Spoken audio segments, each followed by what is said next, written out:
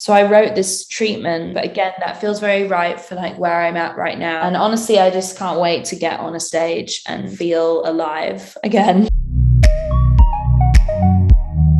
Well, first off, I want to start with saying congrats on the new single, Good Ones. Thank you. It's giving us a taste of a brand new era of Charli XCX, and I was just wondering, what can we expect from the next chapter in terms of, say, like visual aesthetic, musical exploration, and also the performances? I think Good Ones is a pretty good indicator of what's to come. You know, the album is definitely very 80s influenced. I was listening to a lot of Janet Jackson, particularly the album Control. Maybe that was end of 70s. No, it wasn't. It was 80s. And also a lot of Prince, but then also just listening to my own music, to be honest, and realizing how I was, you know, so inspired by the 80s at the beginning of my career, and kind of like drawing from the past and within myself. And I kind of think that because of that, this album is actually like the most me thing, you know? It's like really pulling out my inner pop demon. Yeah, the songs are really pop. They're like the most pop that I've written for a while. And visually, you know, it is probably like a little darker than before. But again, that feels very right for like where I'm at right now. Like I'm really gravitating towards that. And I can't wait to show the world. So it's going to be like a full bop album. 100%. That's the vibe. I love it. And the music video. So you got director Hannah Lux Davis in to direct that video. And she is out there creating some of the most iconic music videos right now. So I was just wondering, like, is there a music video of hers that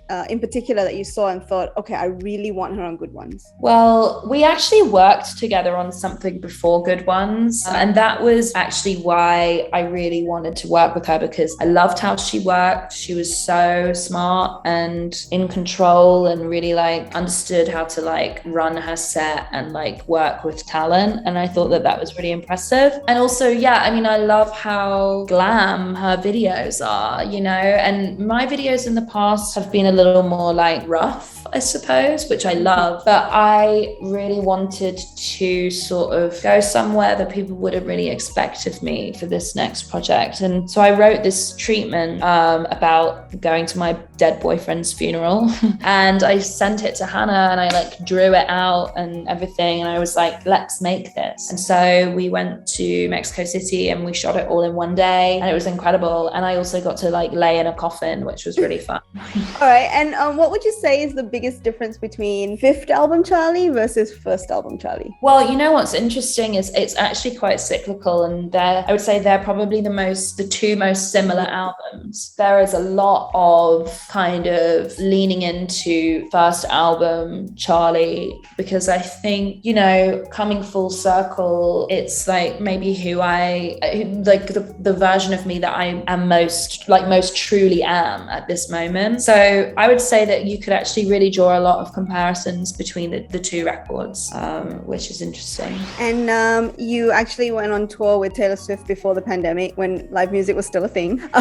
Is there anything like that you took from that experience that you think you'll be using or putting into your upcoming tour? What was really cool about that tour was to just see her work ethic. She works really hard. She goes out on stage and kills it every night. And I know that that's what every artist, you know, tries their best to do. And that's always what I've done and will continue to try my best to do. And honestly, I just can't wait to get on a stage and feel alive again, you know? I really can't wait. It will be so fun. Okay, I also wanted to congratulate you on your new podcast, because that's something different. Why did you decide to call it Charli XCX's best song ever though? Well, the premise of the podcast is to find the best songs ever for certain situations in life, whether it be the best song ever to play at the peak of a party, or the best song ever to fall in love to, or the best song ever to cry in the shower to. Basically, you know, this came from the fact that I often get asked the question in interviews, what is the best song ever? Or what is your most favorite song? And it's so hard to pick one, you know, because I think it's like there's different songs for different moods.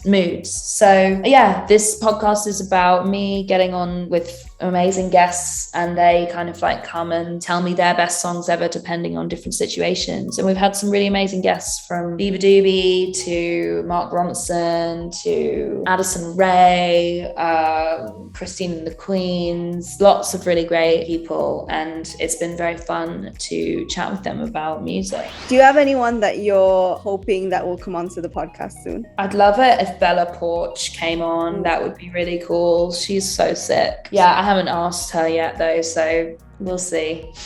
Okay, so exciting things that we can look forward to. Well, I don't know if she wants to, yeah. Okay, and before we end, I just wanted to play like a little game with you. It's called Finish the Lyrics, and I wanted to use the songs, like your biggest songs here in Malaysia. Okay, let's try it. Okay, so there are 3 songs. I will read the first line and then you just gotta continue the next line. Okay. Okay, in every city, I got one with different ringtones. Oh my God. It's Boys, but why am I blanking on this one? Flying from LA all the way to Puerto Rico. Is that right? Yes. We are Cool. still playing that one on air, you know? Oh, sick. Awesome. Okay, the second one. Never under pressure. Those days, it was so much better. Never under pressure. Those days it was, what is that? Oh, never under pressure. Those days it was so much better. I'm feeling good in my youth, relaxing, no money, no problem. It was easy back then, right? Yes. 1999. I like that someone in the background just knew immediately. Yeah, I know. I needed to look at that one. Okay, and the last one, you should know this one. It's super easy. And baby, you couldn't have loved me any better, but doing this is all that I've known ever. I want the bad ones because they're all I know. I always let the good ones go. Yeah, I needed to include that because I feel like that's going to be one of your biggest songs here. Oh, cool. So good. Thank you. Okay, and before I let you go, you've been interviewed so many times. What is the one question that you wish someone would ask you, but never really has? Oh, wow. That's crazy. I feel like I've been asked every question under the sun. No one asked me what my star sign is, but I don't really need people to ask that. But that's just something people don't ask. I'm a Leo. Are you into like the whole birth chart thing? Absolutely not. Not at all. No. Somehow I feel like that's a very Leo thing. But yeah. Right. Okay. Well, maybe I'll check it out. All right. Well, thank you so much for your time, Charli. Thank you. It's lovely to meet you. Nice to meet you too. Hopefully I'll meet you in person soon. Yeah, cool.